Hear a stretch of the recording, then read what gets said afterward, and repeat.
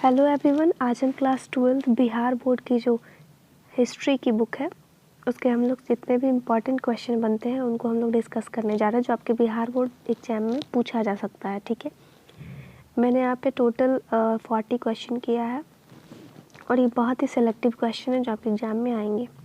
और हाँ, मैं इस टॉपिक से रिलेटेड, इस हिस्ट्री से रिलेटेड आपको मैं लगभग 500 क्वेश्चन प्रोवाइड करूँगी।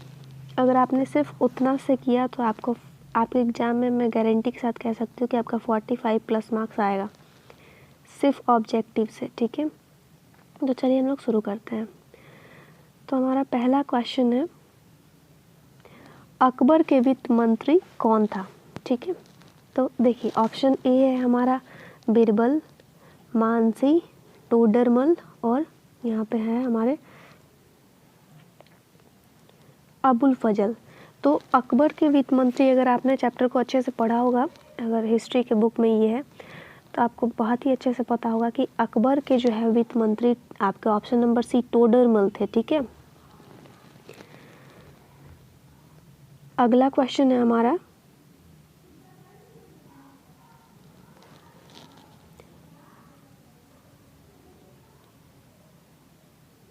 दिल्ली में चांदनी चौक का निर्माण किसने कराया था? ठीक है, तो ऑप्शन ए है जहां आरा, ऑप्शन बी रोशन आरा, ऑप्शन सी गौहर आरा और इसमें से कोई नहीं। ठीक है, तो आपका ये हो जाएगा ऑप्शन नंबर जो आपका ए, जहां आरा ने जो है चांदनी चौक का निर्माण कराया था।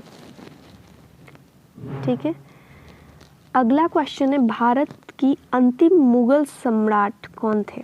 तो बताइए, बहुत ही आसान क्वेश्चन है कि भारत के अंतिम मुगल सम्राट कौन थे। अगर आपने ये नहीं आपको पता है तो ये बहुत गलत बात है, क्योंकि ये काफ़ी ज़्यादा आसान है और बच्चों को पता होता है कि बहादुर शाह जफर जो थे वो भारत के अंतिम जो है मुगल सम्राट थे। ऑप्शन नंबर द इसका आंसर होगा। ठीक है, अगला क्वेश्चन है, तेनालीराम का संबंध किस राजवंश से था? बताइए, option A Vijayanagar, option B Bijapur, option C Mughal और ऑप्शन डी बहमनी। तो इसका जो है आंसर आपका तेनालीराम का संबंध जो है किस शासन किस क्षेत्र से था? तो आपका विजयनगर से था। ठीक है, ऑप्शन नंबर ओ जो इसका सही आंसर होगा। अब अगला क्वेश्चन है हमारा, बल्लमाचार्य का जन्म कहाँ हुआ था? तो ऑप्शन नंबर ए, आगरा में हुआ था बल्लमाचार्य का जन्म जो है। ठीक है, अगला क्वेश्चन है, बंगाल के प्रसिद्ध संत कौन थे? बताइए, बंगाल के जो है प्रसिद्ध संत कौन थे? Option A Chaitanya Mahaprabhu, option B Guru Nanak, option C Kabir और ऑप्शन डी बाबा फरीद। तो बंगाल के जो थे वो प्रसिद्ध शासक आपके चैतन्य महाप्रभु थे। ठीक है, option number A is the right answer. अगला सवाल है हमारा, सुल्तान उल हिंद किसे कहा गया है? बताइए, सुल्तान उल हिंद किसे कहा गया है? तो इसे जो है रुआजा मोइनुद्दीन चिश्ती को जो है सुल्तान उल हिंद कहा गया है। हमारा अगला क्वेश्चन है, यात्रियों का राजकुमार किसे कहा गया है? बताइए, ये सारे जो है इम्पोर्टेंट क्वेश्चन है आपके, ये सारे जो है आप याद कर लेते हैं देन आपको बहुत फ़ायदा होने वाला है। तो यात्रियों के जो है राजकुमार जो है आपके अबल रूनी को जो है यात्रियों के राजकुमार कहा गया है। ठीक है, सॉरी, हेनसांग को कहा गया है। ठीक है, यात्रियों के राजकुमार हेनसांग। ऑप्शन नंबर बी, ये ऑप्शन नंबर बी हेनसांग जो है आपके यात्रियों के राजकुमार इनको कहा गया है। ठीक है, सिंधु सभ्यता का कौन सा स्थल मृतकों का टीला कहा गया है। तो आपने चैप्टर फर्स्ट अगर पढ़ा होगा ध्यान से तो आपको पता होना चाहिए कि जो है मृतकों का टीला जो है वो मोहनजोदारो को कहा जाता है। ठीक है, तो ऑप्शन सी आपका जो है राइट आंसर हो जाएगा। अगला हमारा क्वेश्चन है, भारतीय पुरातत्व के पिता किसे कहा जाता है, या फिर पिता कौन कहलाते हैं। तो भारतीय पुरातत्व जो है इंडियन आर्कियोलॉजिस्ट के पिता जो है किनको कहा जाता है बताइए। तो इनको जो है कनिंघम को हम लोग भारतीय पुरातत्व के पिता कहते हैं। ठीक है, कनिंघम को। Option number A is the right answer. हमारा अगला सवाल है, सिंधुवासी निम्न धातु उपयोग नहीं करते थे। तो अच्छा, ये निम्न नहीं, ये निम्न है। सिंधुवासी जो है इनमें से तांबा, लोहा, सोना, कांसा, इनमें से कौन सा जो है वो लोग यूज़ नहीं करते थे। ठीक है, तो सिंधुवासी जो है वो लोहा का उपयोग नहीं करते थे। ठीक है, हमारा अगला क्वेश्चन है,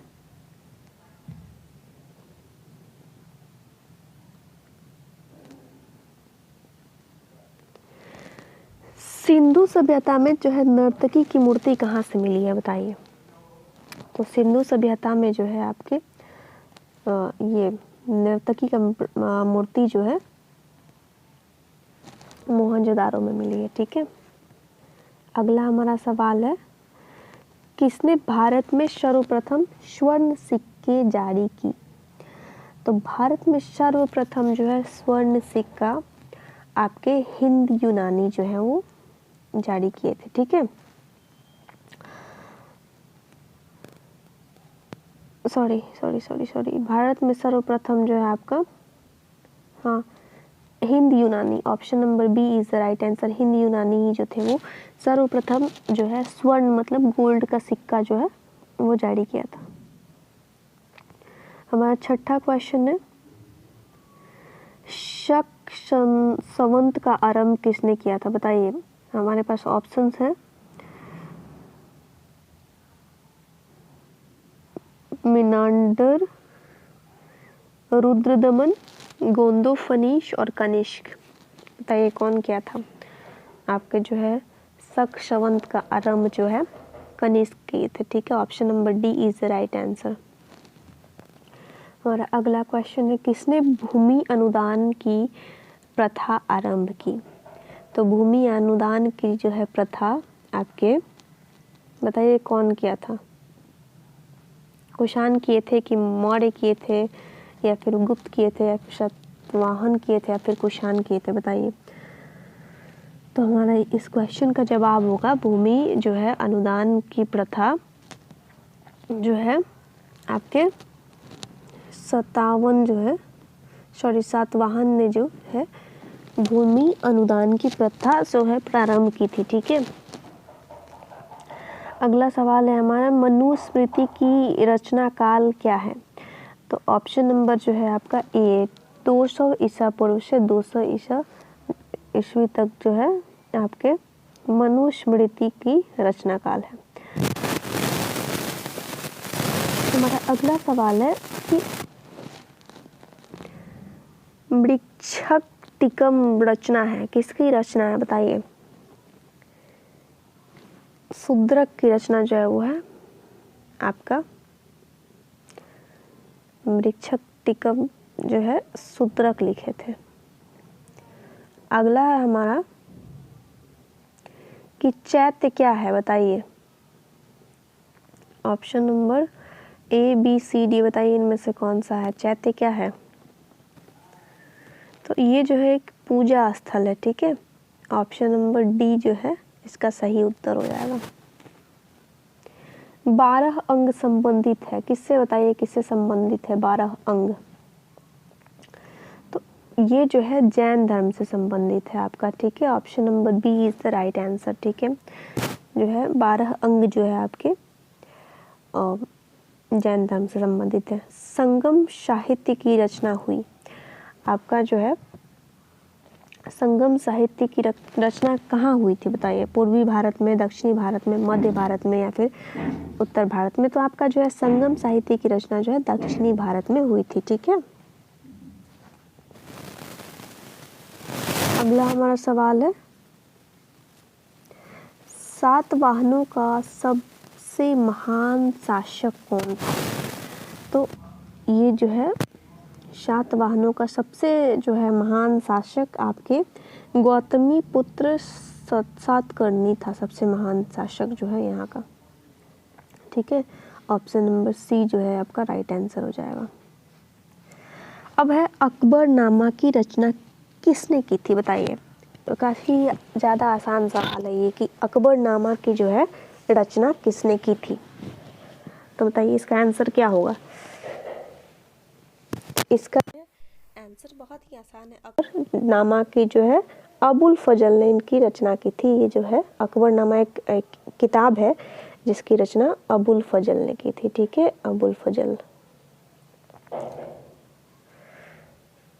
हमारा अगला सवाल है, देखिए कि कैप्टन हॉकिंस जो है किस मुगल शासक के दरबार में आया था। ठीक है, यहाँ पे 10 बार नहीं होगा, ये जो है ये गलत लिखा है यहाँ पे होगा दरबार।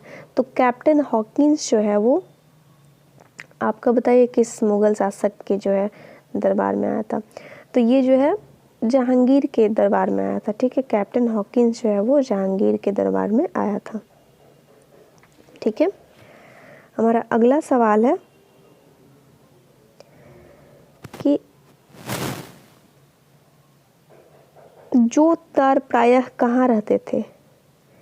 तो ये जो है इसका ऑप्शन नंबर ए, ये जो है अक्सर प्रायः जो है गांव में रहा करते थे। ठीक है, अगला क्वेश्चन है, अस्थाई बंदोबस्त में भूमि का स्वामी किसे माना गया था। बताइए किसे माना गया था अस्थाई बंदोबस्त में। ये सारे जो है ये इंपॉर्टेंट क्वेश्चन आपके बनते हैं। ठीक है, तो अस्थाई बंदोबस्त में जो है आपका भूमि का मालिक जो है जमींदार को माना जाता था। ठीक है, जमींदार को। Option number A is the right answer. ठीक है,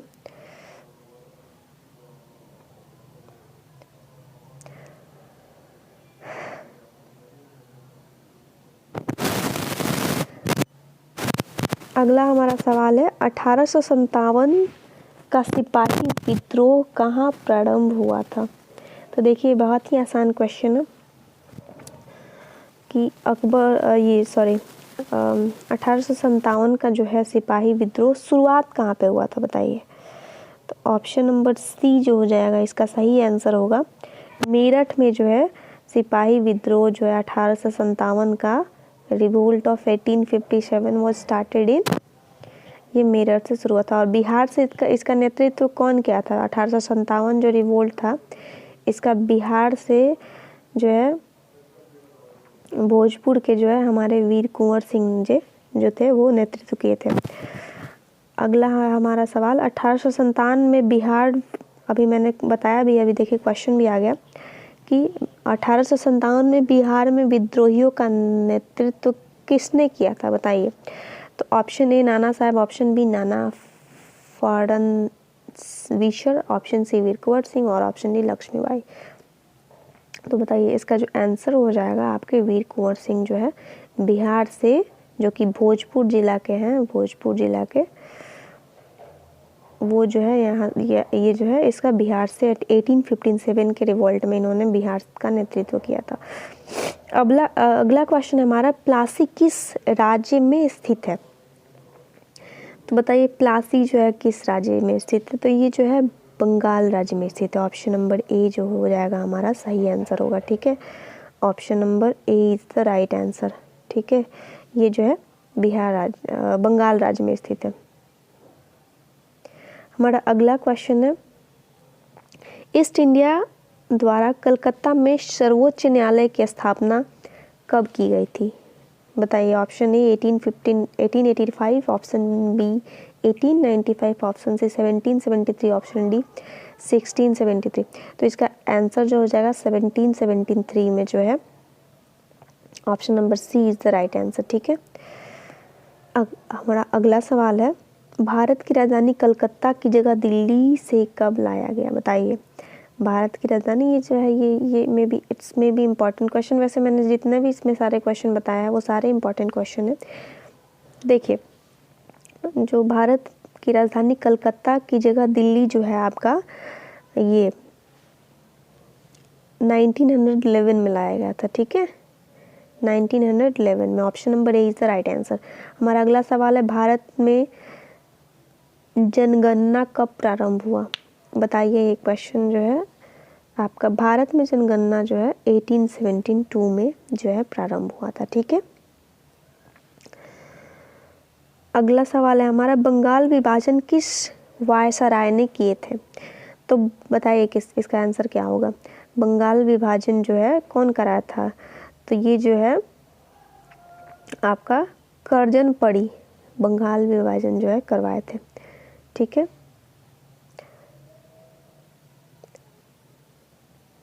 हमारा अगला क्वेश्चन है, खिलाफत आंदोलन कब हुआ था? बताइए। तो जो है आपका खिलाफत आंदोलन, यहाँ पे आपके सारे ऑप्शंस है, 1920, 1930, 1940 और 1950। तो जो है आपका खिलाफत आंदोलन जो है ऑप्शन नंबर ए आंसर हो जाएगा। 1920 में जो है आपका खिलाफत आंदोलन जो है हुआ था, ठीक है। मुस्लिम लीग ने मुसलमानों के लिए पृथक राष्ट्र की मांग की थी।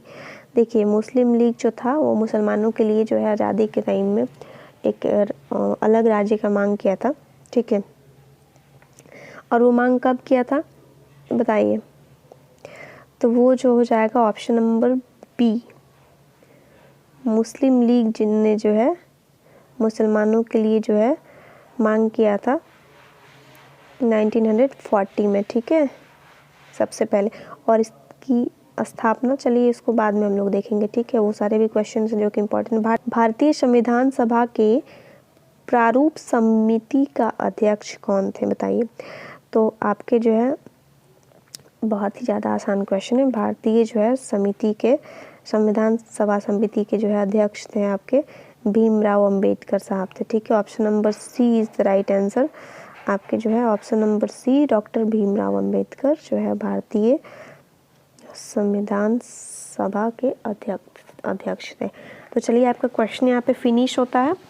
और बाकी मैं आपको, अगर आपको चाहिए तो आप कमेंट बॉक्स में कीजिए। आपको आर्ट से रिलेटेड किसी भी सब्जेक्ट पे चाहिए, हिंदी, इंग्लिश, आपका ज्योग्राफी, इकोनॉमिक्स, किसी भी सब्जेक्ट से रिलेटेड, मैं यहाँ पे आपके इंपॉर्टेंट क्वेश्चन प्रोवाइड करा दूँगी, ठीक है। That's all, thank you. और अगर आपने हिस्ट्री वाले में, आपको मैं कह सकती हूँ कि 45 नंबर आएगा कैसे भी, अगर आपने सारे जो मेरे कर लिए, जितने भी मैं ऑब्जेक्टिव बता रही हूँ, तो 50 में 45 आपका आएगा।